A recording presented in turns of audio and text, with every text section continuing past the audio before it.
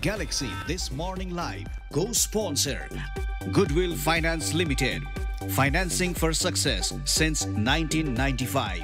Wellness partner Tranquility Spa, balance your body, mind and spirit.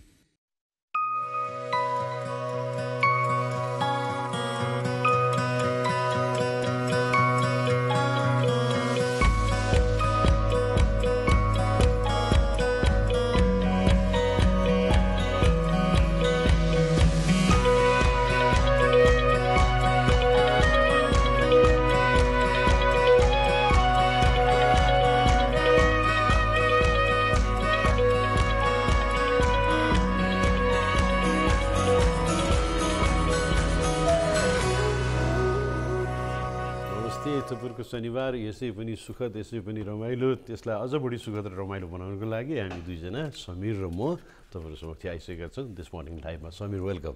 Thank you Brajesh. एकदम galaxy 4K मा तपाईले एकदम like गजब छ 4K क्वालिटीमा हेर्नु भयो होला। कमसेकम HD मा त पक्कै पनि हेर्नु भएको छ र सुनि पनि रहनु भएको छ हामीलाई 101.8 मा र बिहान 6:30 बजिसकेको छ ब्रजेश। अब आज हामी एकदम सञ्चारबारको झकास बवाल सामग्रीहरू लिएर आएको छ र अतिथि पनि फेरि त्यस्तै झकास बवाल। त्यो त छँदैछ। अब अहिले कुरा गर्दाखेरि समीर एउटा कुरा सोध्न मन लाग्यो मलाई तिमीलाई हैन, तिमी भिआइपी हो? म त आफूलाई त भिआइपी नै जस्तो लाग्छ नि। मलाई त आफू जस्तो भिआइपी त कोही छैन नि जस्तो लाग्छ। भने कि भेरी इडियोटिक पर्सन होइन, भेरी इम्पोर्टेन्ट पर्सन। तर कसरी छ नि अरूले फेरि त्यसलाई भेरी इडियोटिक भनिदिँदो रहेछ नि जस्तो ब्रजेशले।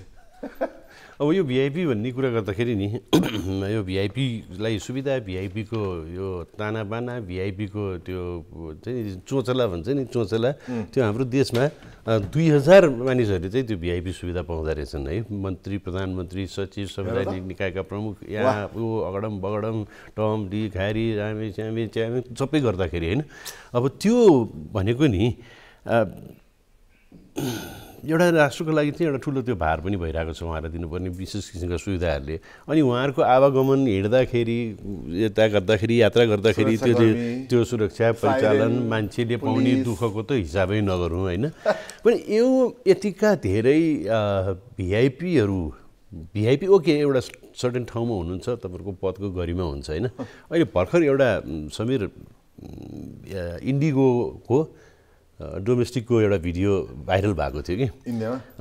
आइएसआरओ जुन छ नि अहिले चन्द्रमामा ल्यान्डिङ गर्यो होइन, आइएसआरओको चिफ नर्मल प्यासेन्जर सिटमा नर्मल यात्रुहरूसँग यात्रा गरिरहेको र एरोस्टेसले चाहिँ अनाउन्स गरिदिएर हामीसँग उहाँ हुनुहुन्छ भनेपछि सबैजनाले देखेर थपडी बजाएको है। त्यस्तो हुनु नि त्यो अचिभमेन्ट छ। त्यो बेलामा अब सेक्युरिटीको कुरा गर्ने हो भने उहाँलाई कति सेक्युरिटी चाहिन्थ्यो होला होइन।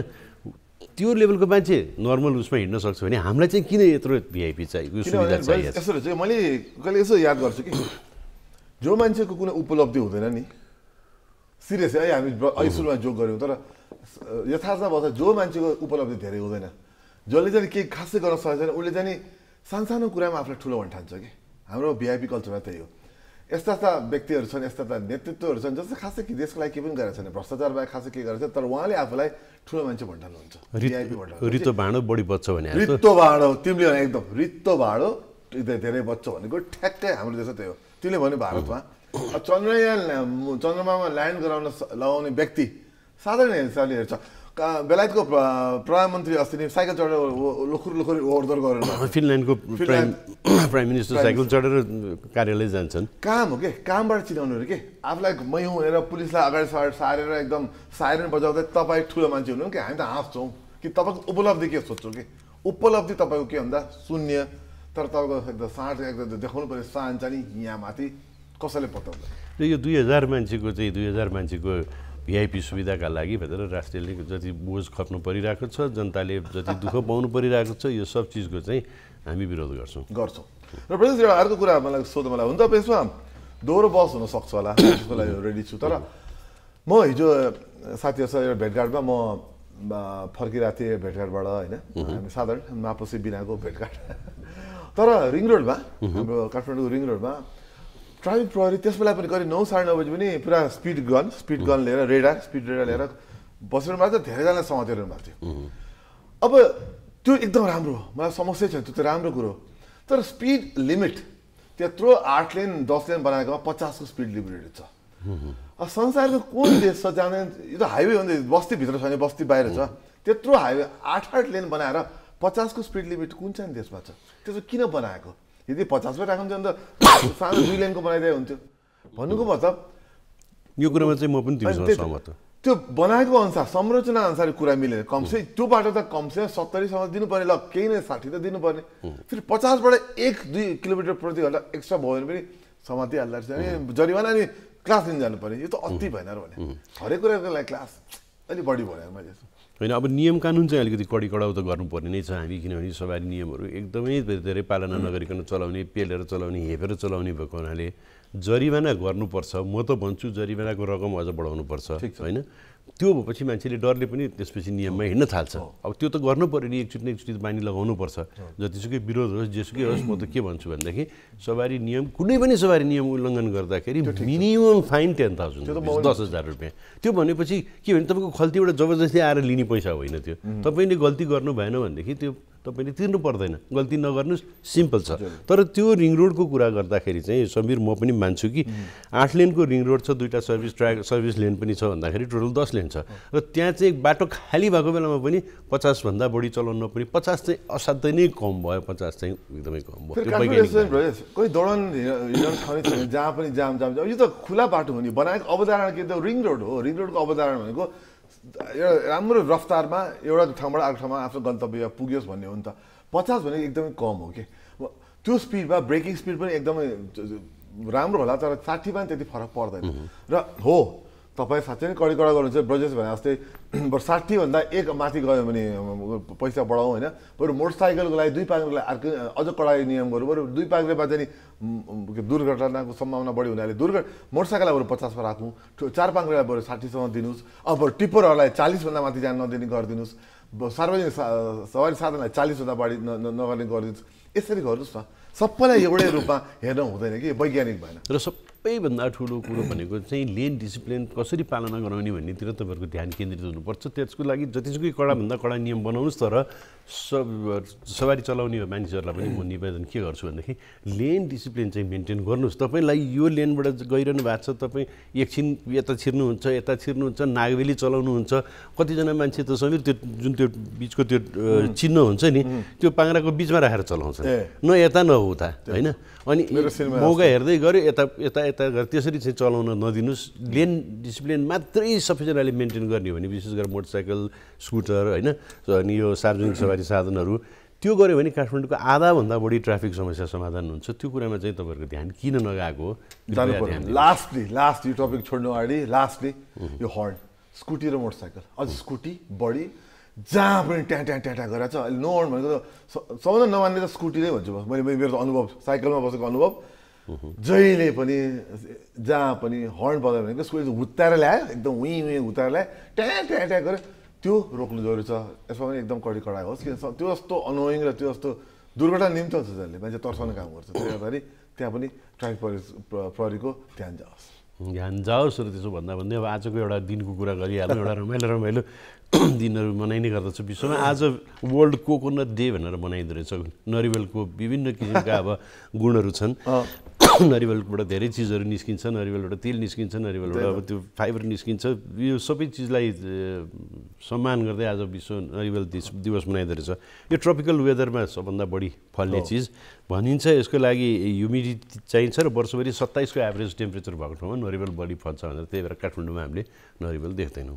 तर तराईमा देख्छौँ र नरिवलको हाम्रो नेपालमा हाम्रो कला संस्कृति हाम्रो धर्म चाहिँ नरिवलको आर्थिकमा छ कुनै पनि कुरा सुखको कुरा सुरु गर्नुपर्छ शुभ साइट खोज्नु छ भने नरिवल फोडेर त्यसको जल अथवा पानीलाई छर्केर त्यसरी सुरु गरिन्छ सिनेमा फिल्मिङ सुरु गर्नु छ भने त्यो उनीर के अरे क्यामेरा निर्माण फोडिन्छ यस गाडी नयाँ किनेको छ भने मुनतिर फोडिन्छ यस हाम्रो देशमा पनि एकदम के अरे हाम्रो धर्ममा पनि नरिवलको एकदम ठुलो महिमा छ कुनै पनि शुभ कार्य गर्नको लागि नरिवलको प्रयोग गर्ने चाहिँ अब चलनै छ तर नरिवल पनि अब क्लाइमेट चेन्जले गर्दाखेरि जो नरिवलको रुखहरू नरिवलको खेती नरिवलको फेरि एकदमै कम मेन्टेनेन्स भए पुग्दो रहेछ नरिवलको लागि होइन त्यसको संरक्षण गर्नको लागि आजको दिन मनाइन्छ तर अहिले तपाईँ एउटा याद गर्छ विगत 3-4 वर्ष अब काठमाडौँमा काठमाडौँमा छौँ हामीहरू अब अक्चुअली त एकदमै झन्डै नै 8-9 महिना नै नरिवल पाउन थालेको छ त्यो रस नरिवलको रस खानलाई पनि एकदम तराईबाट आउँदो रहेछ मजा छ वर्षको 7-8 महिना मजा आछ अब काठमाडौँमा बसी त नरिवलको रस नरिवलको त्यो के भन्ने अब मलाई खान पाइन्छ पहिले जुन त्यो पहिले थिएन भने त्यो पनि एउटा परिवर्तन चाहिँ आछ रमाइलो लाग्छ मलाई फेरि खुब मनपर्छ मलाई नरिवलको त्यो रस पहिले इन्डिया गएको बेला त खाइन्थ्यो तराईमा गएको बेला मात्र खाइन्थ्यो भने अब त्यो काठमाडौँमा पनि बसी खान पाइन्छ मिठो लाग्छ रमाइलो त्यो टुक्रामा काटेर त्यो नरिवल बेच्न हिँड्थे पहिला होइन हामी स्कुलमा पढ्ने बेलामा होइन त्यो बेलामा त्यो नरिवलको एउटा टुक्रा खानु पाउनु पनि हाम्रो लागि लग्जरी मानिन्थ्यो कस्तो मजा आउँथ्यो अब यो नरिवललाई छोडेर शुभ साहित्यको कुरा गरिहाल्यो चलचित्र निर्माण गर्दाखेरि पनि नरिवल फुटाउनुपर्छ भन्ने कुरा गरिहाल्यो चलचित्रसँग सम्बन्धित एउटा कुरा गरौँ होइन समीर यो राष्ट्रिय चलचित्र पुरस्कार वितरण भयो चलचित्र विकास बोर्डले प्रदान गर्ने तर यसमा एउटा अचम्म चाहिँ के भयो भन्दाखेरि यो पालि विवादका कारणले गर्दाखेरि होला होइन कुरा कसलाई भन्ने कसलाई कुन चलचित्र उत्कृष्ट चलचित्र कुन हो भन्ने नै निर्णय नगरिकन त्यो बाहेक अरू विधामा चाहिँ पुरस्कार वितरण गरियो अरे त्यही त जुरीले त फेरि जसले जुन जुरी थियो उसले त नि सर्वश्रेष्ठ फिल्म छनौट गरेर बोर्डलाई सिफारिस गरेका थिए अरे त बोर्डले मान्यो भने के भित्री खेल भयो यो देशमा यहाँ भित्री खेलहरू त बुझि नसक्नु छ अब प्रकाश फिल्मलाई सर्वश्रेष्ठ छनौट गरिएको थियो अरे चर्चा चाहिँ त्यही थियो हामीलाई पुष्टि भएको छैन तर पाएन भनेपछि कसले रोक्यो किन रोक्यो कहीँ हुन्छ सर्वश्रेष्ठ सिनेमा बिना नै चलचित्र अवार्ड हुन्छ सिम्पल कुरा के छ भने संसारभरि जति पनि त्यो पुरस्कारहरू वितरण हुन्छन् त्यसमा चाहिँ सर्वोत्कृष्ट चलचित्र भनेर त्यो बन्नुको लागि त्यसको चाहिँ निर्देशकले त्यसको पुरस्कार पाएको हुनु पर्यो पटकथा लेखकले पाएको हुनु पर्यो अभिनेताहरूले पाएको हुनु पर्यो विभिन्न इम्पोर्टेन्ट विधाहरूमा पाएपछि त्यो सबैको सम्मिश्रणबाट सर्वोच्च चलचित्र बन्छ भनेर भनिन्छ तर हामी कहाँ चाहिँ सर्वोच्च चलचित्र कुन हो भन्ने थाहै भएन सर्वोत्कृष्ट चलचित्र कुन भन्ने नै थाहा भएन विवादमा पर्छ यो विवादहरू यो लफडा यो किसिमको हुनेले गर्दाखेरि नि हामी कहाँ चाहिँ अब पुरस्कारहरू जस्तो अब राष्ट्रले दिने नै पदकको कुरा गर्दाखेरि पनि समीर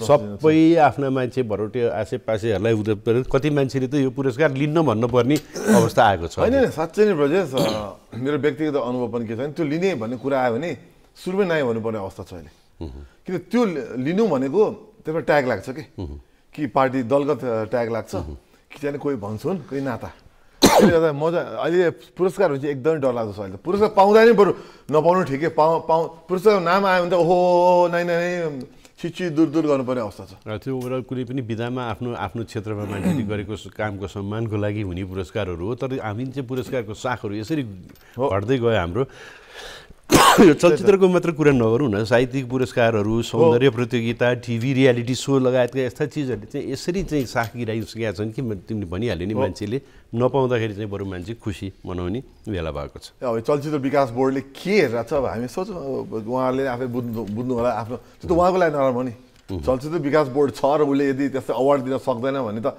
आखिर खोट त उसलाई लाए चलचित्र विकास बोर्डलाई हामीले प्रश्न त उसलाई सोध्छौँ लाज मर्नु भने यो त लाज मर्नु यदि चलचित्र विकास बोर्डले एउटा सर्वोत्कृष्ट सिनेमा भनेर नाम लिन सक्दैन र अवार्ड अरूलाई दिन्छ र त्यो एउटा विद्यालयमा दिँदैन भने त बेइज्जत तपाईँहरूको हो त्यसले गर्दा सोध्छौँ तपाईँहरू पदमा बसेर के गर्नु भएको छ पारदर्शी नहुनुको कारणले गर्दाखेरि पनि हो होइन कुनै पनि एकदम पुरस्कारहरू पारदर्शी चाहिँ हुनुपर्छ र यस्तो कृतिलाई अथवा यस्तो अभिनेतालाई अथवा यस्तो व्यक्तिलाई तपाईँ त्यो पुरस्कार दिनुहोस् कि जसमा अरूले विवाद गर्ने ठाउँ नहोस् तर हामी कहाँ चाहिँ यो सबै भन्जुनमै चलिरहेछ भन्जुनमा चलिरहेछ गलत छ भन्दै हामीहरू अहिले एउटा छोटो ब्रेक लिन्छौँ ब्रेकपछि अरू टपिकहरू छ एकदम इन्ट्रेस्टिङ टपिकहरू छ हामीले हेर्दै गर्नु होला अहिले छोटो ब्रेक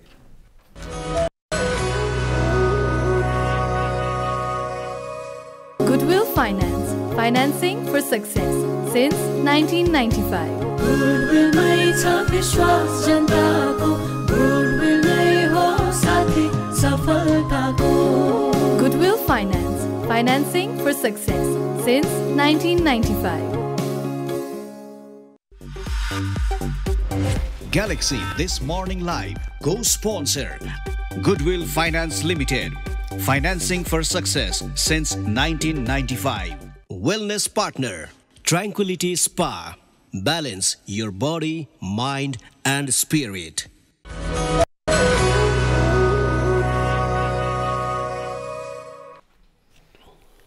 हजुर नमस्ते, स्वागत छ फेरि एकचोटि तपाईँहरूलाई ग्यालेक्सी दिस मर्निङ लाइभमा समीर र म तपाईँहरूको साथमा छौँ। समीर, हामीले अब विभिन्न विषयमा कुरा गऱ्यौँ। अर्को एउटा रमाइलो कुरा गरौँ, यो चाहिँ राम्रो सकारात्मक पोजिटिभ कुरा जुन गर्नलाई हामीलाई रमाइलो लाग्छ, मजा आउँछ, तपाईँहरूलाई पनि सुन्न मजा लाग्छ होला।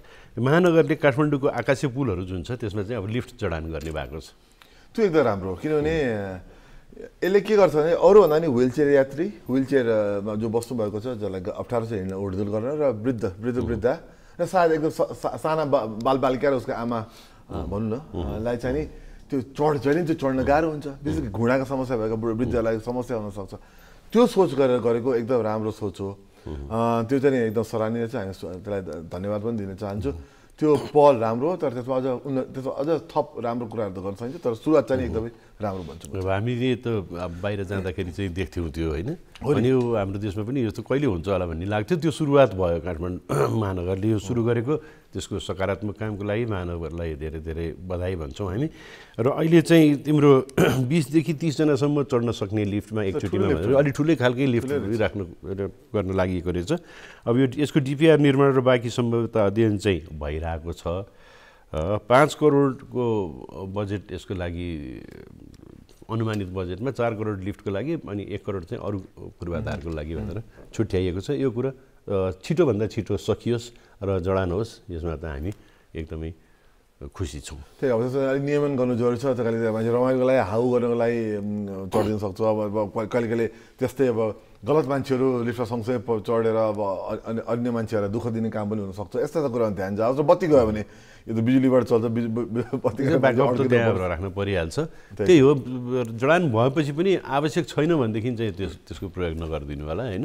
रमाइलोको लागि प्रयोग नगर्नुहोस्, तपाईँलाई आवश्यकता छ भने प्रयोग गर्नुहोस्, र तपाईँले त्यो प्रयोग गर्दा अरू आवश्यकता भएका मान्छेहरूलाई त्यसले असर छैन भन्ने सोचिदिनुहोस्। त्यति भयो भनेदेखि सायद नियम बनाउला, वृद्ध यिनीहरूले मात्र चढ्नु पर्ने नियम आउला। जसलाई पनि त्यहाँ चढ्दा किन पर्थ्यो, अरू त आफ्नो तरिकाले चढे भइहाल्यो नि होइन। र यस राम्रो पहल भएको छ, हामीहरू त्यसलाई एकदम स्वागत गर्छौँ। धन्यवाद काठमाडौँ महानगरपालिकालाई र अरू अन्य नगरपालिका र महानगरपालिका र पालिकाहरूले पनि यस्ता कुराहरू चाहिँ नागरिक केन्द्रित निर्णयहरू लिउन्, जहिले पनि हामीहरू सबै नागरिकको त्यसमा त हामी धन्यवाद दिइहाल्छौँ। र अब अर्को एउटा कुरा हामी गरौँ। यो कुरा चाहिँ अहिले सफ्टवेयरको जमाना छ, जसले जहाँ पनि जेको लागि पनि सफ्टवेयर बनाउने आइटी इन्जिनियरहरू प्रशस्त छन्, कोडिङहरू गर्ने मान्छेहरू धेरै छन् होइन। अनि यसले गर्दाखेरि आइटी कलेजहरू पनि धेरै छन्। सरकारी निकायहरूमा पनि अब हामीले देखिरहेको छ, जसको पनि होडबाजी जुन चलिरहेको थियो सफ्टवेयर बनाउने भनेर, सफ्टवेयर जथाभावी सफ्टवेयर बनाउनको लागि चाहिँ रोक लगाइने भएको छ सरकारी निकायलाई। किनभने यो जति बनेका सफ्टवेयरहरू छन् तिनमा पनि धेरै समस्याहरू देखिए भनेर। त्यही त अब ब्याङ्कहरूले नै प्रयोग गर्ने कतिवटा त्यो तिम्रो लोन अटोमेसन गर्ने सफ्टवेयर हुन्छ नि, त्यो पनि कतिवटा चाहिँ यहीँ केही राम्रा निर्माताहरू छन् जसले चाहिँ 2 वर्ष 2.5 वर्षदेखि चलाइरहेर ट्राइड एन्ड टेस्टेड सफ्टवेयरहरू छन् होइन। तर त्यसको सट्टा चाहिँ इन्डियन सफ्टवेयर बढी प्रयोग हुने, त्यहाँ पनि फेरि कमिसनको खेलहरू, अनिखेर अरू सस्तोमा बनाइदिन्छु भन्नेहरूको सफ्टवेयर बढी युज हुने, त्यस्तो समस्या चाहिँ यहाँ पनि देखिएको छ सबै होइन। यस्तो छ कि डेटा सेफ्टी भन्ने कुराले एकदम महत्त्वपूर्ण छ। हाम्रो व्यक्तिगत तथ्याङ्क चाहिँ नि डेटा भन्छन्, त्यो चाहिँ नि कोही गएर बस्दै भयो, त्यो कन्ट्रोल कसले लिन्छ भन्ने कुरा आउँछ। अब अस्ति नै मात्र राष्ट्रिय परिचय पत्र भनेर म पनि चलाउँछु अहिले, एकदम सजिलो छ। सबै त मेरो लाइसेन्सदेखि लिएर पासपोर्टदेखि लिएर मतलब हरेक कुरा, नागरिकता के अरे चुनाव, त्यो के अरे मतदान पत्र यताउति सबै, मतदान आइडी कार्ड सबै एकै ठाउँमा छ। त्यो त नेसनल आइडी होइन नि त, त्यो त अर्को एउटा के एउटा राष्ट्रिय परिचय पत्र, राष्ट्रिय के त भन्छ राष्ट्रिय के अरे नाम दिएको छ मैले बिर्सेँ, नागरिक एप हो, नागरिक एप है। त्यो नागरिक एप छ होइन। त्यो नागरिक एपले चाहिँ एकदम राम्रो काम गर्थ्यो भन्ने थियो, तर त्योसँग जोडिएको डेटा चाहिँ कसका जान्छ के जान्छ भने ठुलो प्रश्न भएर त्यो अलिकति अलमल छ अहिले। भनेपछि गर्नुपर्छ के, तर गर्नुपर्छ भन्दैमा जे पाए त्यही गर्नु पर्छ। त्यो डेटा हो नि, तिम्रो हेर, तिम्रो पासपोर्टको नम्बरदेखि लिएर भोलि लाइसेन्सदेखि लिएर हरेक तथ्याङ्क त्यहाँ बस्न थाल्यो भने त डराउनु पर्छ नि त। तर समस्या चाहिँ के छ भन्दाखेरि सबै त्यसलाई प्रपर रिड गर्ने सिस्टम हामीसँग नभएको कारणले होला होइन, नकली पनि बनाउन सक्छ भनेर होला।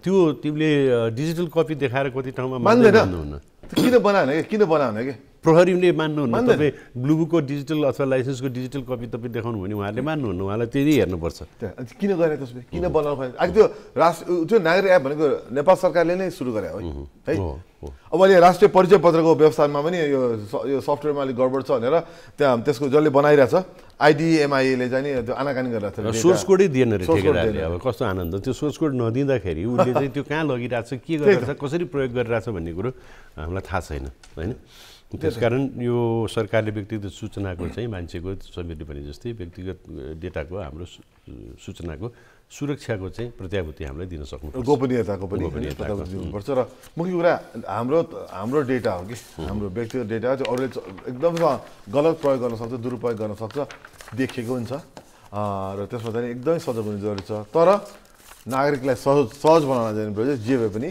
मुख्य कुरा चाहिँ नि यस्तो डिजिटाइजेसनमा त जानै पर्छ हामीलाई कार्डमाथि कार्डको बोझ नथपेर एउटै चिजबाट सबै काम गर्ने चाहिँ किन गर्न सकिँदैन होइन अब अहिले राष्ट्रिय परिचय पत्र भनेर भइसकेपछि बनिसक्यो आयो कति कुरेर त्यसको प्रिन्ट पनि कार्ड आयो तर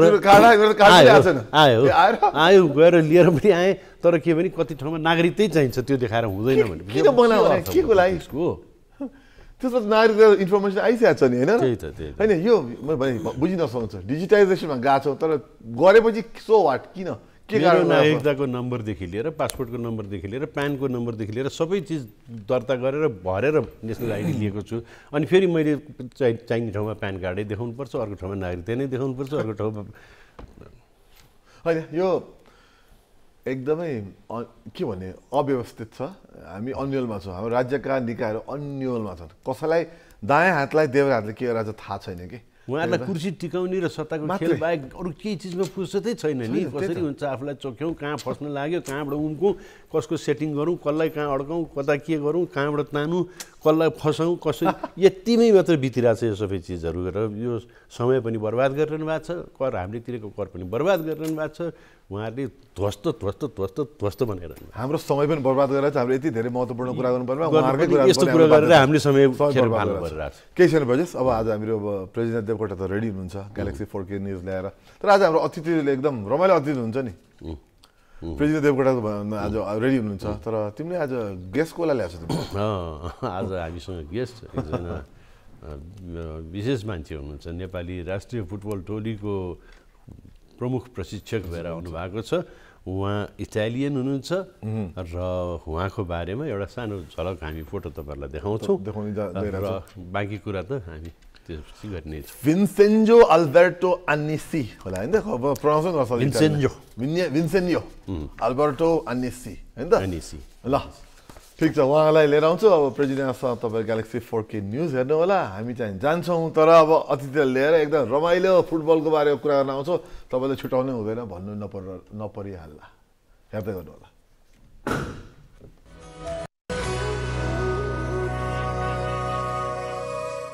Welcome after news on Galaxy this morning live, and we have a very special guest today with us. He is Vincenzo Alberto Annisi. He is the head coach of Nepali football team, and he's already with us. र उहाँलाई हामीले ल्याउँदैछौँ प्रकट गराउँदैछौँ त प्रकट गर्न अगाडि उहाँको बारेमा सानो इन्ट्रोडक्सन भिडियो हेरिहालौँ भिन्सेन्जो अल्बर्टो एनेस नेपाली राष्ट्रिय फुटबल टिमका प्रमुख प्रशिक्षक हुनुहुन्छ। सन् 1984 मा इटालीमा जन्मिएका भिन्सेन्जोले सन् 1999 मा भेनेजिया क्लबबाट औपचारिक खेल करियर सुरु गर्नु भएको हो। सन् 2010 बाट प्रशिक्षण करियर सुरु गरेका भिन्सेन्जोसँग UEFA प्रो लाइसेन्स प्रमाणपत्र छ। गत फागुनमा नेपाल आउनु अघि भिन्सेन्जोले लात्भिया, घाना, इन्डोनेसिया, भारत लगायत देशका 1 दर्जन बढी क्लबहरूमा प्रशिक्षण प्रदान गरिसक्नु भएको थियो। सन् 2020 पछि नेपालको नेतृत्व गर्ने पहिलो युरोपेली प्रशिक्षक तिनै भिन्सेन्जो अल्बर्टो एनेस आजको हाम्रो अतिथि हुनुहुन्छ।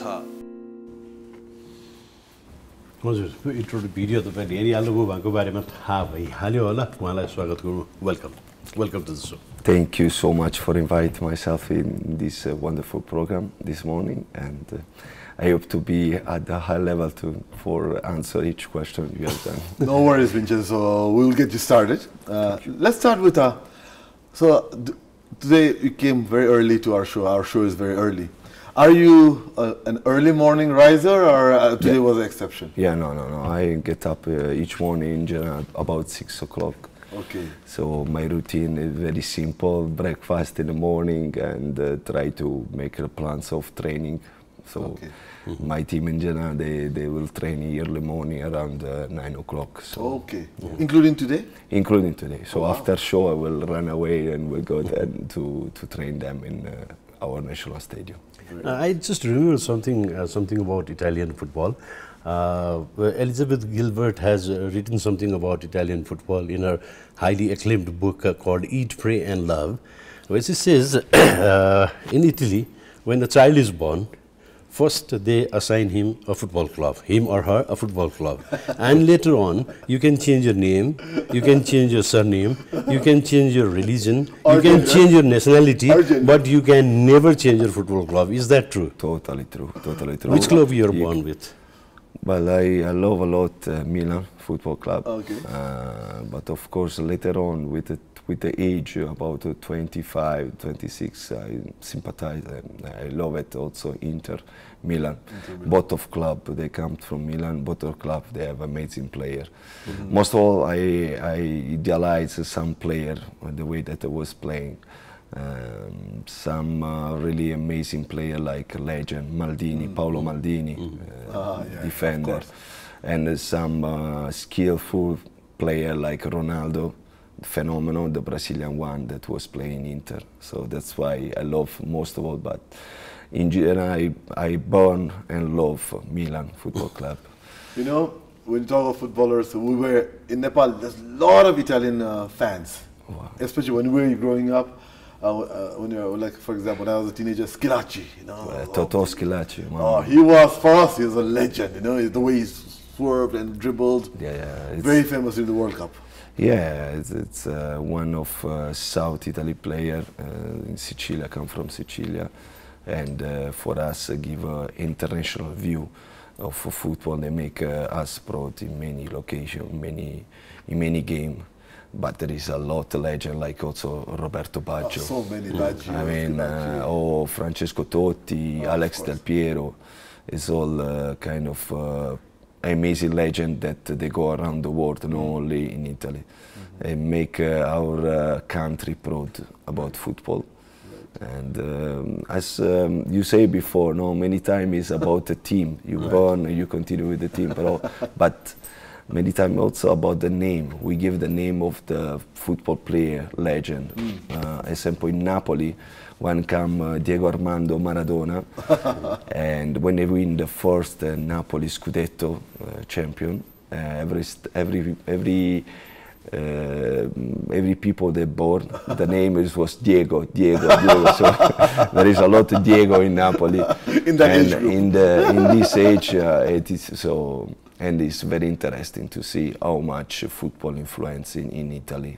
It's everything for us, really. We used to see a lot of youngsters with Roberto Baggio's hairstyle.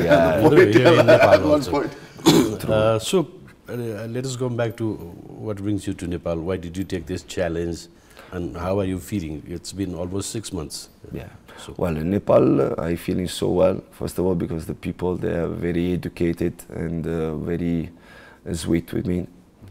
I am so far only in Kathmandu, and in these 6 months, the experience with the Nepal national team. After 3 years in India, I decided to come to Nepal, especially for make my experience in national team more high, because I never take the job in an Asian country as a national team coach. Okay. So it's my first experience so far. In this short period, we have done three national tournaments in beginning when I come here in March, then SAF championship that.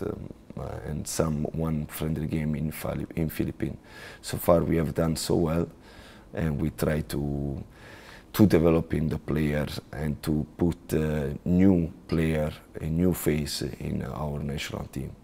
As everybody know, in Nepal, many of national players, many of players of A division they go far. They go to Australia. They have this link to go to Australia. So my job is also to recruit a new player for our national team, and we done well so far. We can see that there is nothing that negative point.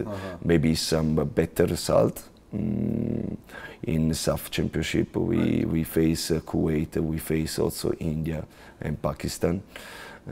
We lost versus Kuwait and India, but we defeat Pakistan with a really young player, and I hope we can add till starting from the next international friendly game versus Myanmar. We will add for sure some new face in the team. So isn't there like a challenge, because like you said, all our established players are going overseas. They're leaving, for good, which is very sad.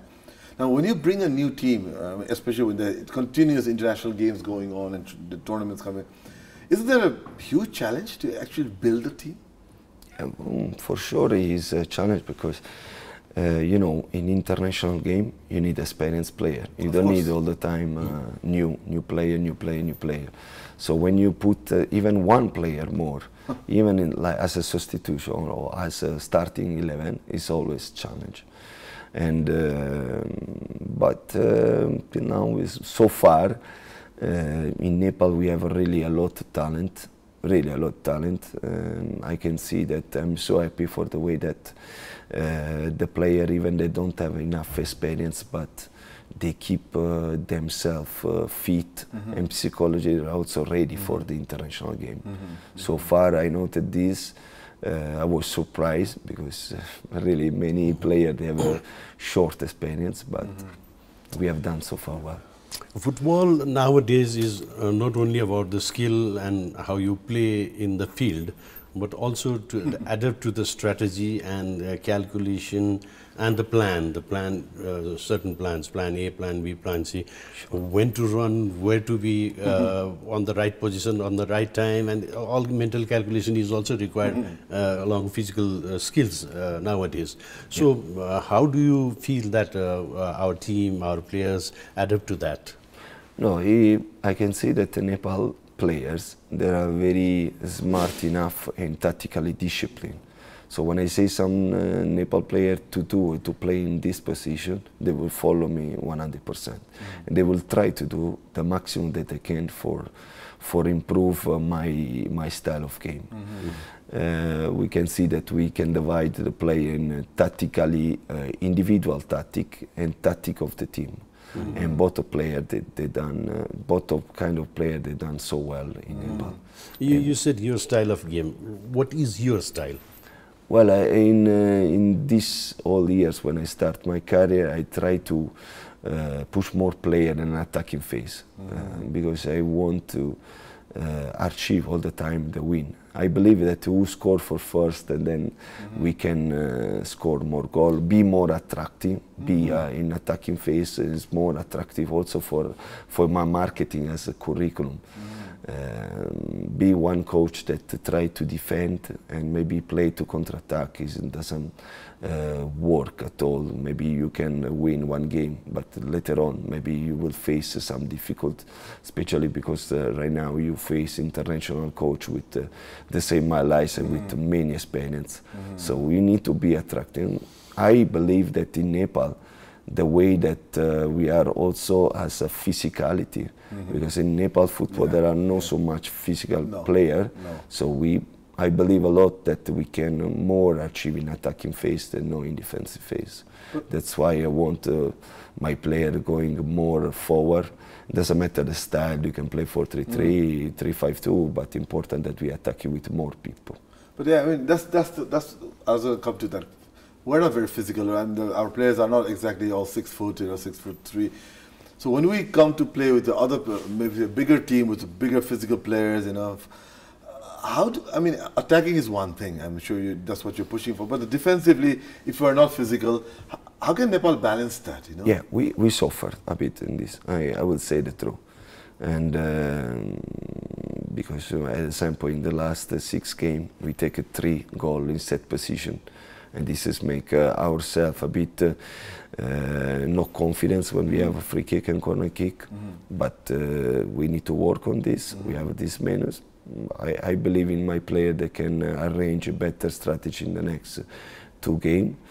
And about the physicality, we need to have one program during all years. You know, that maybe the player they must follow this program, because I believe when they go to play in the club, that can be NSL or I division team, they don't have a proper physical trainer.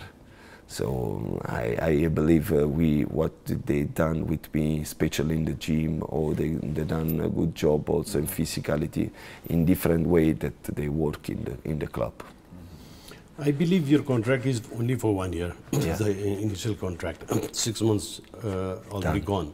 Do you think it works because you need a long-term strategy to develop a team? So isn't 1 year a very short time? Yeah, for sure. I mean, 1 year is a short time. I believe that with president, with the Football Federation, we will renew. Because so far, as I say, we have done a good job together. We have the same way. I think for each national team coach, only 1 year is not enough, for sure. Because especially for Nepal, that all time we need to face some change in the player. Because as I said before, many players they leave the country. So I believe we need more time. With this I will discuss with my football federation, but we are in the same way, I think. I am grateful to be in Nepal. So far I feel confidence, and I think we can do better and better. I mean, but let's say you have 6 more months left, technically, as of this moment.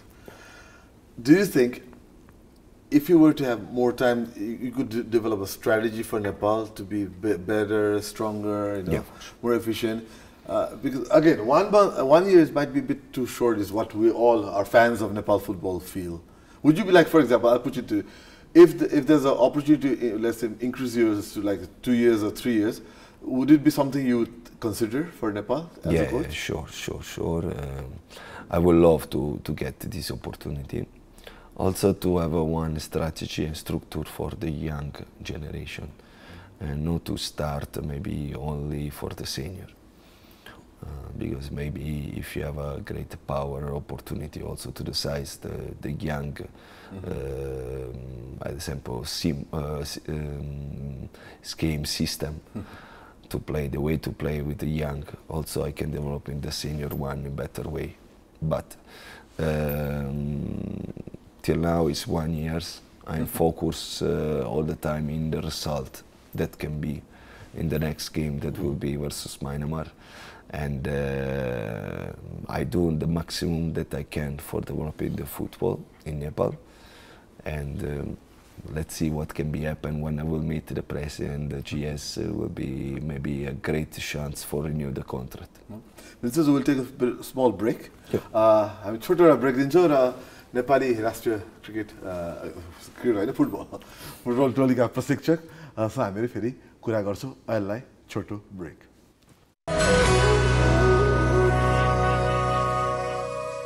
Goodwill Finance, financing for success since 1995. Goodwill mai cha vishwas janta ko, Goodwill mai ho sathi safalta ko.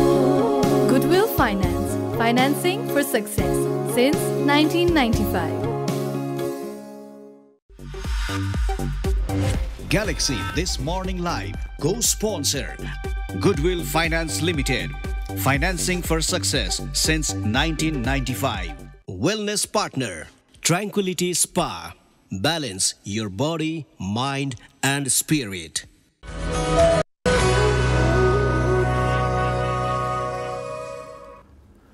हामी अहिले नेपाली राष्ट्रिय football टोलीका प्रमुख प्रशिक्षक Shri भिन्सेन्जो Alberto अनिजीसँग कुराकानी गरिरहेका छौँ.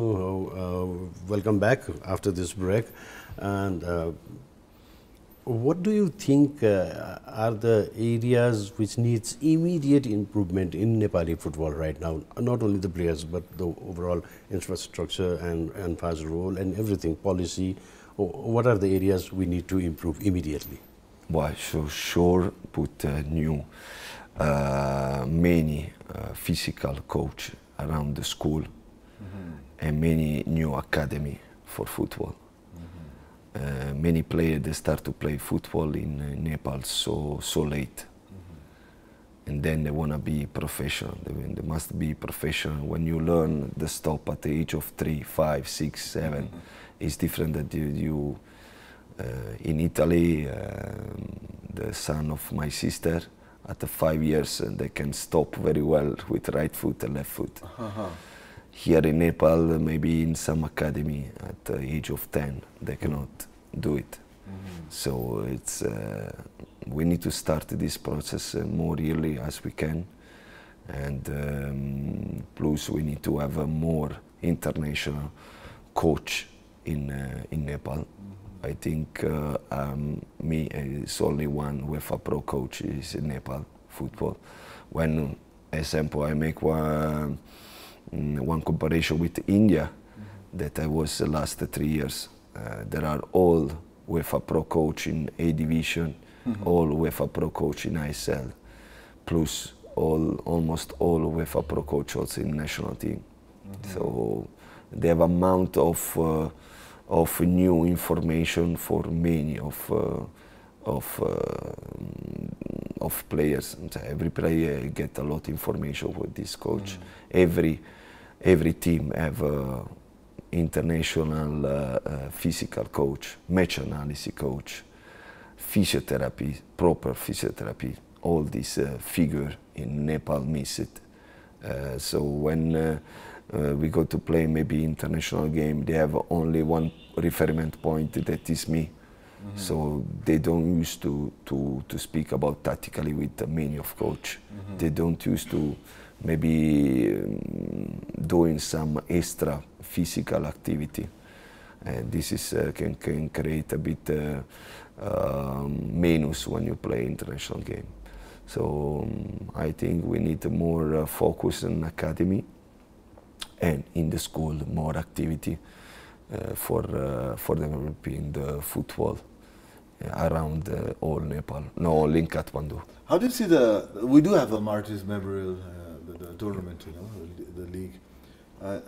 You must have seen some of the games, so you must be aware of that. Yeah. What do you think, how do you think they are contributing to the overall football in Nepal, or is there more they could be doing? Well, one day I invite all the coach to speak with me. They come only 4. Oh. So it's sometimes we need also to speak properly with the player and with the coach. Also, maybe we can work with them because winning alone, never. No one coach winning alone. We need more coach involved in the project when we want to reach something.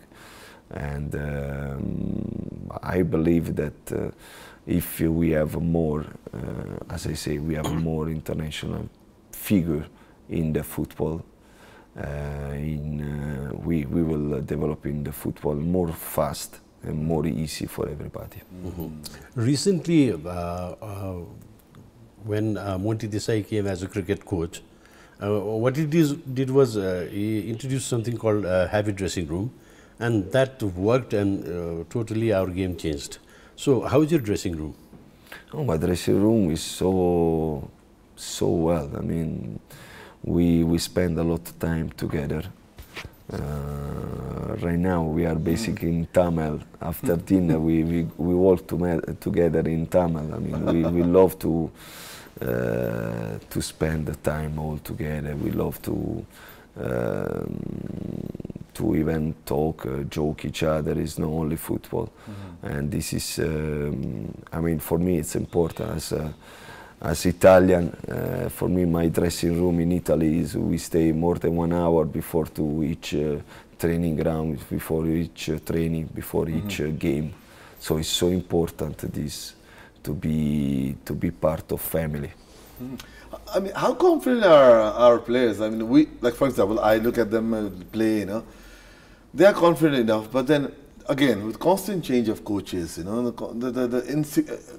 mean, nothing is sure, for our players, even sometimes, we have heard in the past, not now, in the past, the players not getting what they wanted, that kind of things must be playing in their mind. So how are you talking to them? What are you telling them? What are you telling our players in Nepal? No, well, for sure I try to motivate them. Many times, they in Nepal mind of a player, I think when they see one coach that ask them so much effort, maybe they will be like a bit. I mean, they will follow my strategy and 100%. Some player they will be really tired sometimes to listen me. So we need to try to find a balance to motivate the right time, the right place. I know that this communication, maybe if I say to everybody that you make one mistake with all group, maybe they get upset. But if you say individuality, okay, you mistake this, they accept more the criticism. I think that Nepal people that are smart enough and they are ready to listen me. I hope we can really fix a team that can play many times all together. And I hope they don't leave. That's true. Okay, what we have seen is the superstars of football, greatest players of footballs, they were discovered somewhere in a very least expected place, and within a short time they become big. Once a talent scout or a coach identifies them. So you have seen Nepali players. Who has impressed you most, and do you think there is any Nepali player who could go to that level if he or she gets that proper atmosphere or the environment or opportunity? Well, till now in a male senior team we have 3 international players. Kiran, our captain, they play in ISL in India. Then we have Roy Chan. He's another player that stay more than 10 years in Indonesia, and then right now is only 3 weeks or 1 month is Dangi that play in Thailand 2nd division. So till now we have these 3 players. I think we have 5 female play in India and 1 female Sabrita play in Israel at the high level in Europe. So that represent us and they create really great future prospect for Nepal. We can see that Kiran and Roy Chan, that there is these 2 players that they stay many years. Roy 10 years in Indonesia. Kiran really was in Maldives, was in also India, and they win many trophies in India. So I believe that these 2 players, we need to put focus and follow them this year to be abroad, and they become professional. They do this job in total 10 months, 12 months of job, then they rest for a few and then they restart again. I believe in Nepal, players, they need to follow them, like idealize them, and then we can idealize the high level of players that can be Cristiano Ronaldo and Messi. But right now there is these 2 players where Nepal football must idealize on them. Plus we have a lot of international players that maybe they have a passport, England passport, and they stay in England, they play in 4th division in England. So we cannot call up them, we cannot because we need a passport of Nepal, and they stay there and they represent 4th division of England. Is very high level. Of course, is very professional. So, but right now I think that in the football in Nepal we need to follow these 2 international players. So realistically speaking, I know we're preparing for a friendly with Myanmar. Yeah, Myanmar. Very soon. Very soon. How's that looking? Do you think we'll perform well against Myanmar? Well, Myanmar, the last result was 3-0 for them. We hope to perform much better. We hope to face one team, Nepal, this time. We have more time all together. It's my first time that I get enough time to work. Because in the last SAF champion, I was only 2 days after the league finish.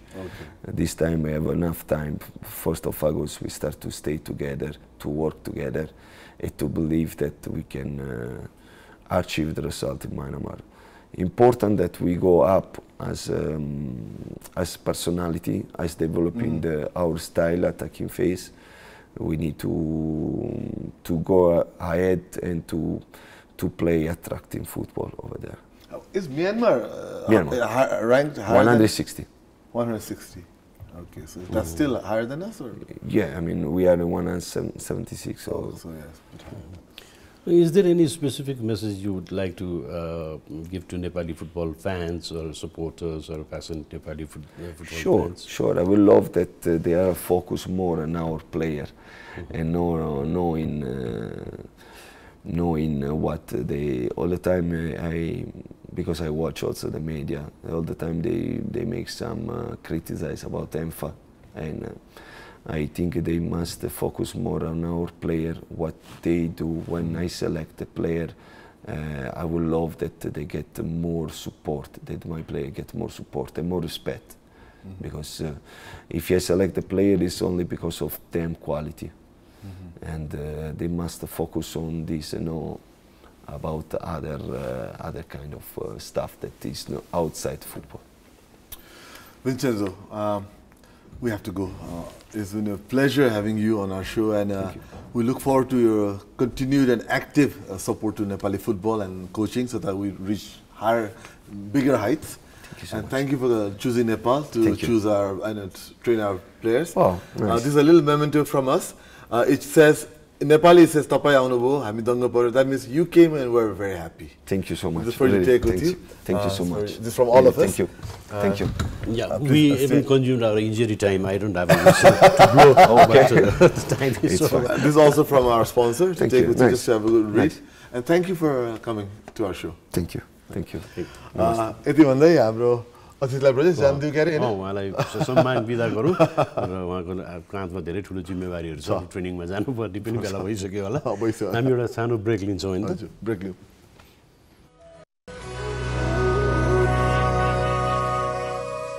स्वागत छ ब्रेकपछि galaxy this morning लाइभमा, र हामीले ब्रेकभन्दा अगाडि नेपाली राष्ट्रिय football टोलीका नवआगन्तुक प्रशिक्षकसँग Alberto अनिसीसँग एकदमै विन्सेन्जो Alberto अनिसीसँग रमाइलो कुराकानी गऱ्यौँ नेपाली फुटबलको बारेमा समग्रमा।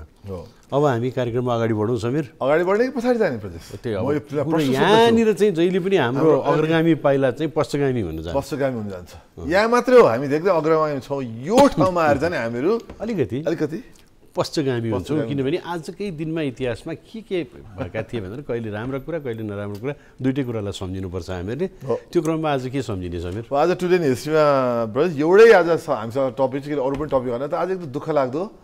मलाई त त्यो झलझली सम्झना आउँछ, त्यो दिन त झलझली सम्झना छ मलाई पनि छ एकदम। कहाँ थिएँ के गरेर चाहिँ मलाई ठ्याक्कै थाहा छ त्यो बेला, यस्तो नराम्रो घटना तर भयो। त्यसमा सिक्नुपर्छ, सिक्यो पनि होला सायद।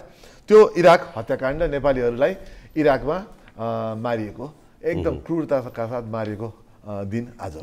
आतङ्ककारीहरूको कब्जामा रहेका 12 जना नेपालीहरूको क्रूरतापूर्वक हत्या गरिएको थियो, र त्यो फेरि त्यसको चाहिँ त्यो भयो। आजकल चाहिँ समीर यो प्रविधिसँगै मान्छेहरूले त्यसको फोटो भिडियो खिचेर त्यो रिलिज गर्ने मैले हेरिनँ नि, थाहा छ? मैले पनि हेरिनँ त्यो हेर्न मलाई हेर्नै सकिँदैन सकिनँ। भनेर त्यो हेर्नै एकदमै सकिनँ विवत्स मैले। चिजहरू तर हेर्ने मान्छेहरू धेरै छन् र कति मान्छे विक्षिप्तै भएका थिए त्यो हेरेर त्यस्तो यो यो 2061 सालको कुरो हो भन्छ। कति वर्ष अब यो त अहिले 19 वर्ष अगाडि कुरो। 19 वर्षपछि अपहरणको 11 दिनपछि त्यो 11 दिन उहाँहरूको कस्तो बित्यो होला भनेर हामी कल्पना पनि गर्न सक्दैनौँ होइन। यो यस्ता किसिमका घटनाहरू जुन संसारमा हुन्छन् त्यसको घोर भर्त्सना गर्छौँ हामी। कसैले पनि यस्तो कुकृत्य चाहिँ नगर्नुहोस् भनेर अनुरोध पनि गर्न चाहन्छौँ र त्यसको त जति हामीले भर्त्सना गरे पनि केही कमै हुन्छ र त्यति बेला उग्र जनसमुदायले चाहिँ सडकमा उत्रेर त्यसको त्यो आक्रोश पोख्नको लागि म्यान पावर एजेन्सीहरूलाई तोडफोड गरेका पनि थिए र अहिले पनि अब अनाधिकृत तरिकाबाट मान्छे बाहिर जानुपर्ने अवस्था अहिले पनि छ किनभने यो देशले हामीलाई यहाँ बसेर गरेर खान सक्ने वातावरण नदिएर जुन यता भनाउँदाहरू जुन मन्त्री प्रधानमन्त्री जो सरकार बनाएका हुन्छन् उहाँहरू आफ्नै स्वार्थ र आफ्नै फाइदामा मात्रै लिप्त भएर भ्रष्टाचारदेखि लिएर हरेक चिजमा चाहिँ उहाँहरू संलग्न भएर जनताको दुर्गति बनाउने काम उहाँहरूले अहिलेसम्म पनि गरिरहनु भएको छ र त्यो त्यसरी बटुलेको सम्पत्तिले उहाँहरूलाई पोल्छ त्यो एसिडले पोले जस्तो गरेर पोल्छ। कसैलाई पोल्न थालिसकेको छ, देखि पनि सकेको छ एकदमै होइन र होइन ब्रजेश। र 14 वर्षमा 50 लाख नेपाली विदेशी झन्डै 11,000को सब नेपाल भित्रेको छ। त्यसको जिम्मेवारी फेरि हाम्रै नेताहरूले लिनुपर्छ जसले ब्रजेश भने जस्तै आफ्नो स्वार्थको लागि देशलाई धराशायी बनाएर हाम्रा नेपाली नागरिकलाई बाहिर जानुपर्ने बाध्यता बनाउने जुन उहाँले छ हरेक त्यो आत्माले उहाँहरूलाई छोड्नेवाला छैन। त्यो जिम्मेवारी ती सम्बन्धित नेता र नेतृत्वलाई नै जिम्मेवारी लिनुपर्छ। उनीहरूलाई नै पिरोल्ने छ त्यो। एकातिर त्यस्तो वातावरण बनाइदिनु भएको छ तपाईँले कि मान्छे रोजगारीको लागि भनेर सही गलत हरेक तरिकाबाट चाहिँ विश्वको विभिन्न खतरनाकभन्दा खतरनाक मुलुकहरूमा जानुपर्ने अवस्था तपाईँले सिर्जना गर्नुभएको छ। अर्कोतिर तपाईँहरू भिजिट भिजामा जानेलाई चाहिँ स्थानीय निकायले सिफारिस गर्नुपर्छ अरे कडाउ गर्नुपर्छ अरे भन्नुहुन्छ। कहिले चाहिँ अब विद्यार्थीहरूलाई चाहिँ छात्रवृत्ति पायो भने मात्र बाहिर पढ्न पठाउनुपर्छ बोल्नुपर्छ भनेर चाहिँ अर्थमन्त्रीज्यूले बोल्नुहुन्छ। मन परि बोल्छ कति बोलीबाट के हुन्छ खालि बोल्ने काम हो, काम गर्नु छैन। खालि यस्तै कुरा गरेर नागरिकलाई कसरी हुन्छ दुःख दिने अहिलेको नेतृत्वको मैले त्यहीमा देखाएको छु। अनि यो प्रजातन्त्र र गणतन्त्र भनेको यही हो त। खालि नागरिकलाई कसरी हुन्छ दुःख दिने, कसरी पेल्ने, कसरी निचोर्ने। अलिकति एक्स्ट्रा कमायो भने ट्याक्स बढाइदिएर निचोर्ने, अलिकति राम्रो गर्न खोज्यो भने त्यसलाई खुम्चाइदिने, कहीँ बाहिर जान खोज्यो भने रोकिदिने, तर जाँदा जाने कन्ट्रोल नगरिकन मन परि भगाउन खोज्ने। यस्तै हो काम। दुःख लाग्दो छ। अब यसलाई यहीँ छोडेर हामी अलिकति खेलकुदको कुरातिर जाउँ। खेलकुदको कुरा गर्दाखेरि अब तपाईँलाई थाहा छँदैछ एसिया कप क्रिकेट भइरहेको छ। आज महायुद्ध भनेर भन्छन् अब होइन, महासङ्ग्राम महाभारत के भन्ने यसलाई होइन। इन्डिया र पाकिस्तानको गेम हुँदैछ आज। विशेष गरेर भारतीय च्यानलहरू त आज बिहानदेखि बेलुकासम्म हेर्न लायकै हुँदैन। जित्यो भने पनि हेर्न लायक हुँदैन, हार्यो भने मुकुट लगाएको फोटो हाल्ने कि राक्षस बनाएको फोटो हाल्ने भन्नेमा उहाँहरू तयार भइसक्नु भएको होला।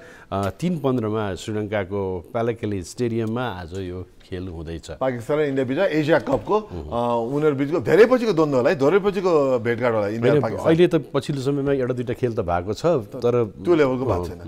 जो सब पाकिस्तान 1 नम्बरमा छ भने इन्डिया 2 नम्बरमा छ। एकदम गजब खेल हुन्छ।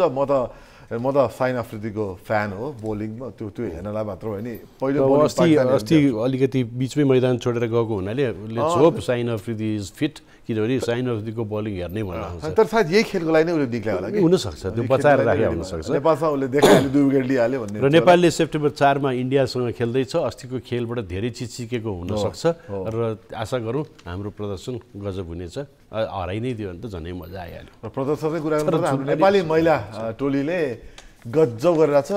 नेपाली टोली जितैछ। अस्ति एउटा खेल हार्यो तर ओभरअलमा जितेछ भने अहिले यो आइसिसी महिला T20 विश्वकप यो एसिया छनौट खेलमा हिजो बहराइनसँग खेलेर बहराइनलाई उसले 31 रनमा सीमित गरिदियो ब्रजेश। अनि नेपालले बहराइनलाई 31 रनमा सीमित गरेर 2.5 ओभरमा त्यो 31 रनलाई उसले जित्यो। भनेपछि one of the quickest game हुनसक्छ यो। त्यही त 10 विकेटले त्यो 2.5 ओभरमा बिना विकेटमा हराइदियो।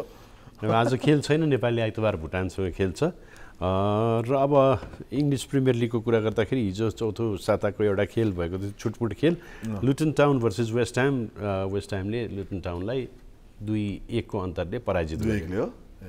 आज रमाइलो खेल आज के खेल समुद्र रमाइलो अब क्रिकेट हेर्ने कि फुटबल हेर्ने भन्ने भयो कि आज समुद्र रमाइलो खेल त भोलि हुन्छ र फुटबलमा तर पनि अब तिमीलाई रमाइलो लाग्न सक्छ आज तर आज केही खेलहरू छन् आज अब शनिबार दिन विशेष गरी फुटबल त एकदम फुटबलमय हुन्छ विभिन्न लिगमै र प्रिमियर लिगमा के होला चाहिँ हामी एकचोटि देखाइन्छ तपाईँलाई आज जो छ शेफिल्डको छ ब्रजेस शेफिल्ड र एभर्टन छ भने म्यान सिटी र फुलहमको छ त्यो त तिमीलाई 7:45 त्यही बेलामा क्रिकेट पनि हुन्छ दुईटा च्यानल चेन्ज गरेर बस्नुपर्छ अथवा पिएनपीमा लगाएर हेर्नुपर्छ आज विभिन्न खेलहरूमध्येमा चेल्सीको देखाइहाल्यो टटनम र बर्नी छ भने त्यसै गरी ब्रेन्टफोर्ड र बर्नमथको हुन्छ अनि ब्राइटन भर्सेस न्युकासल पनि छ आज र ला लिगामा हिजो चौथो साताको खेल भएकोमा क्यारिज भर्सेस भियारियलको खेल 3-1ले भियारियल पराजित भयो क्यारिजसँग अलिकति अप्रत्याशित नतिजा आएछ आज रियल मैड्रिड भर्सेस हेताफे जस आज पनि अब इन्ट्रेस्टिङ खेलहरू छन् भने ब्रजेश तिमीले आज हामीले अब लालिगा त हामीले कुरा गऱ्यौँ होइन हामीले लालिगा हतपति खेल त नर्मली भन्दैन किन हेर्न पनि पाएको छैन तर अब हामीहरू आजको गेस्ट आएछ यसो भन्ने हो कि भनेर सोच्दैछु अहिले त छैन सिरिया सरी लालिगा होइन सिरिया चाहिँ अब हामीले भन्दा कि हामी हेर्नै पाउँदैनौँ त्यति इन्ट्रेस्ट छैन तर कुनै समय थियो र अब अहिले युएस ओपन पनि भइरहेको छ टेनिस अब सायद आज र भोलिदेखि राउन्ड अफ 16 सुरु हुन्छ त्यसपछि हामी त्यसको कभरेज गरेर अलिअलि त्यसको बारेमा बताउनेछौँ त्यति भन्दै अहिले हामीहरू एउटा छोटो ब्रेक लिउँ त्यसपछि हेर्नुहोस् अब सामाजिक सञ्जाल फेरि तातेको छ यो सामाजिक सञ्जाल क्या मजा छ ताते माहौल बनाइरहेको छन् क्या हाम्रो नेता र नेतृत्वले र त्यही क्रममा आज एकदम इन्ट्रेस्टिङ छ त्यो अहिले भन्दैन हामीहरू तपाईँ हेर्नै पर्छ अहिले छोटो ब्रेक पछि Goodwill Finance, financing for success since 1995. Goodwill mai cha vishwas janta ko, Goodwill mai ho sathi safalta ko.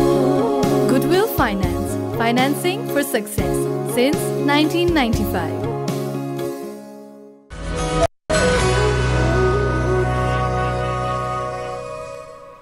हजुर हामीले सोसियल भनेर यो विभिन्न विषयमा सामाजिक सञ्जालमा हाम्रो क्रिया प्रतिक्रिया के भइरहेको छ तपाईँहरूको भनेर त्यो आवाजलाई समेट्ने प्रयास गर्छौँ र आज पनि हामीले त्यस्तै एउटा एकदमै जल्दो बल्दो विषयलाई लिएका छौँ अनि कस्तो जल्दो बल्दो विषय हुन्छ हामी देखाउन गइरहेको छौँ त्यहाँ तपाईँ देख्न सक्नुहुन्छ यहाँ चीन जोडिया छ यहाँ भारत जोडिया छ यहाँ नेपाल जोडिया छ होइन त अब हेरौँ के रहेछ चीनले जारी गरेको नयाँ नक्सामा चाहिँ नेपालको चुच्चे नक्सालाई उसले संलग्न गरेन र यता फेरि भारतको चाहिँ कतिवटा प्रदेश आफ्नो भनेर त्यसलाई बनाएर र यो विषयमा के भएको छ सामाजिक सञ्जालमा चर्चा हेरौँ चीनले आफ्नो नयाँ नक्सा जारी गर्दा छेउमा नेपालको पुरानै लिपुलेक लिम्पियाधुरा र कालापानी नसमेटिएको नक्सा राखेर जारी गरेपछि सामाजिक सञ्जालमा त्यसैको चर्चा छ सामाजिक सञ्जाल प्रयोगकर्ताहरूले चीनको यो कदमको विरोध गरेका छन् भने नेपालले जवाफ माग गर्नुपर्ने र सच्याउन लगाउनु पर्ने माग राखेका छन् दिपेश जोशीले ट्विटरमा लेखेका छन् चीनको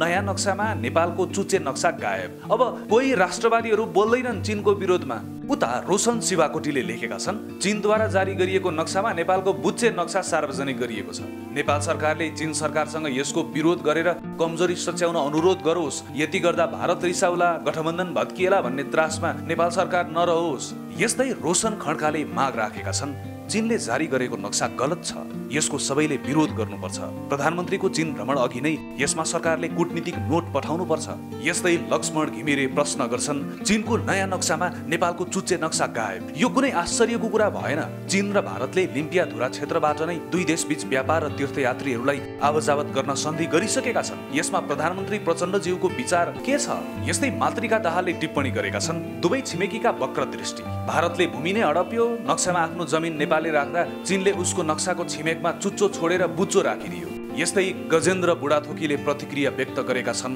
खासमा नेपालको चुच्चो त्रिदेशीय भूराजनीतिक महत्वको भूभाग हो त्यही भएर भारतले नछोडेको नेपालले जारी गरेको नक्सालाई संयुक्त राष्ट्रसङ्घले मान्यता दिएको छैन भारतले त अस्वीकार गर्यो नै चीनले पनि अस्वीकार गरेको देखियो त्यस्तै सुवेदी हरिहरले यसरी लेखेका छन् अजिङ्गरले कमिरोलाई जीवजन्तुमै गन्दैन नि मर्ने गरी बारुलाले झैँ चिल्न सक्यो भने मात्रै बल्ल यिनीहरू पनि केही रहेछन् भन्ने लाग्ने हो फेरि चुच्चे नक्सा नेपाल र इन्डियाको केही प्रान्त बाहेक अरू देशले नै एक्कामा राख्लान् र यस्तै गौरव शमशेर थापाले प्रश्न गरेका छन् के नेपालले अन्य देशहरूलाई नयाँ नक्सा जारी गरेको जानकारी दिँदै त्यही प्रयोग गर्न भनेको थियो? जानकारी दिएकै भए पनि विवाद नसुल्झेको नक्सालाई अन्य देशले मान्यता दिनुपर्छ भन्ने छैन। चीनको यही नयाँ नक्सा पनि के नेपालले मान्नेवाला छ र? उता वरुण आत्रेय भने यस्तो दाबी गर्छन्, चीनको नयाँ नक्सामा नेपालको चुचे नक्सा राखिनुपर्छ र चीनले आफ्नो गल्ती सुधार्नुपर्छ। भारतले मात्र होइन, कालापानी, लिम्पियाधुरा, लिपुलेख नेपालको अभिन्न अङ्ग हो। यो ट्राई जङ्सन हो र यसको प्रमाण नेपाल आर्मीसँग छ। धेरै हाल्नुभयो, सामाजिक सञ्जालमा कस्ता किसिमका प्रतिक्रियाहरू व्यक्त भएका छन् यसमा भनेर परराष्ट्र मन्त्रालयले एउटा विज्ञप्ति चाहिँ जारी गरिसकेको छ होइन। अब छिमेकी राष्ट्रको नक्साको चाहिँ सम्मान गर्नुपर्छ भन्ने आशयको पोलाइट एउटा चिज चाहिँ उसले हामीलाई आदर गर्नुपर्छ, एकले अर्कालाई आदर गर्नुपर्छ भन्ने किसिमको एउटा सभ्य शिष्ट अनुरोध चाहिँ यसो के यसलाई मैले कसरी हेर्छु ब्रजेश, अब आखिर नेपालले आधिकारिक रूपमै जारी गरेको नक्सा हो नि त। चीन त हाम्रो मित्र राष्ट्र छिमेक राष्ट्र भयो, उसले के आफ्नो धारणा क्लियर गरिदिनुपर्छ कि होइन हामीलाई के मान्दैन भने क्लियरली ओपनली भन्दै हुन्छ नि त। हामी मान्दैन भन्दै यो कारणले गर्दा हामी मान्दैन भन्नु पऱ्यो कि छैन मान्छु भन्नु पऱ्यो। त्यो दोधारमा उसले पनि राख्नु हुँदैन। र यस विषयमा चाहिँ त्यही हो, एकदम यो एकदम महत्त्वपूर्ण ठाउँ छ यो भेग छ। अब इन्डियाले त आफ्नो भनेर भनिरहेको छ, नेपालले हाम्रो भनेर प्रमाण छ भनिरहेको छ। अब यो भारतले पनि यसलाई औपचारिक रूपमा स्वीकार नगरिसकेको र संयुक्त राष्ट्र सङ्घले पनि औपचारिक रूपमा स्वीकार नगरिसकेको हुनाले सायद अब चीनले विवादमा किन पर्ने भनेर गरेको होला। तर त्यसो गर्दा गर्दै फेरि अब आफ्नो फेरि भारतको कतिवटा भूभाग चाहिँ आफ्नोमा हालेर नक्सा बनाएको छन् उनीहरूले होइन। त्यो विवाद फेरि आफ्नो ठाउँमा छ। उतातिरको मर्निङ सोमा त्यो अनसोसियली सोसियलमा त्यहाँ चाहिँ चलिरहेको होला, हाम्रो भाग चीनले लियो भनेर भन्दा त्यो कुरा भइरहेको, त्यहाँ चाहिँ त्यो कुरा भइरहेको प्यारलल युनिभर्स इन्डियामा चाहिँ हाम्रो मर्निङ सो चाहिँ त्यसै भइरहेको होला। र अब शनिबार, आज शनिबारको दिन तपाईँहरूको एकदम रिल्याक्स गर्ने दिन। आज तपाईँहरूलाई धेरै अप्सन छ क्रिकेट हेर्नेहरूको लागि। इन्डिया र पाकिस्तानको क्रिकेट छ, फुटबल हेर्नेहरूको लागि 5:15देखि नै फुटबल सुरु छ। र तपाईँहरूको अब दिउँसो पनि सिनेमा हेर्नको लागि पनि हामीले अब रेकमेन्ड पनि गरेका थियौँ मुभी मञ्चमा। तपाईँसँग विभिन्न तरिकाहरू छन्। सुखी खुसी भएर आजको दिन मनाउनुहोस्, ह्याप्पिली मनाउनुहोस्। तपाईँको शनिबार पनि सुखद होस्, तिम्रो शनिबार पनि सुखद होस्। अस्ति त डोरो सोरो पनि बाँध्यो क्यारे डोरोमा मैले, तर मलाई नपठाएर कि हामीले कोर्ट अफ द डे हालेको छैनौँ होइन। तिमीले जान हतार छ छैन, मलाई थाहा छ त्यो बाँकी नै छैन। फेरि ब्रजेश आज यति धेरै छ खेलमय भएको छ, उसलाई त के गरौँ कसो गरौँ भइसकेको छ। त बेलुका है ब्रजेश, अहिले होइन फेरि त अहिले टिभी हेरेर बस्छ तिमी त अहिलेदेखि हेर्नु बेलुका रेडी होला जस्तो। मेरो पनि छ प्रोग्रामहरू छ, भरे फुटबल त अर्कै कुरा छ र फुटबल भन्दा नि क्रिकेट छ। क्रिकेट छ, फुटबल भोलिलाई मात्र मलाई भन्दै कोर्ट अफ द डे जाउँ। आजको कोर्ट हामीले लिएको छु जज वासिङटनको, जो चाहिँ American military officer, statesman and founding father भनेर उहाँलाई भनिन्छ र पहिलो राष्ट्रपति पनि हुनुहुन्थ्यो। उहाँको भनाइ छ 99% of failures come from people who make excuses. त्यही हो, हरेक कुराको न्यू बनाउने मान्छेहरू चाहिँ नि सफलता प्राप्त गर्न सक्दैन। के गर्न सक्यो कि न्यू बनाएपछि त तिमीले नोबेल प्राइज नपाएको कारण के अरे समीर? के अरे नोबेल प्राइज नपाएको कारण? मैले नोबेल प्राइज नपाएको कारण साइन्समा तिम्रो रिसर्च मलाई नोबेलमा किन नगयो? एक्सक्युज के छ कि म किसानको छोरा भएन। बाहना नबनाउनुहोस्, बाहना बनायो भने तपाईँ असफल हुनुहुन्छ।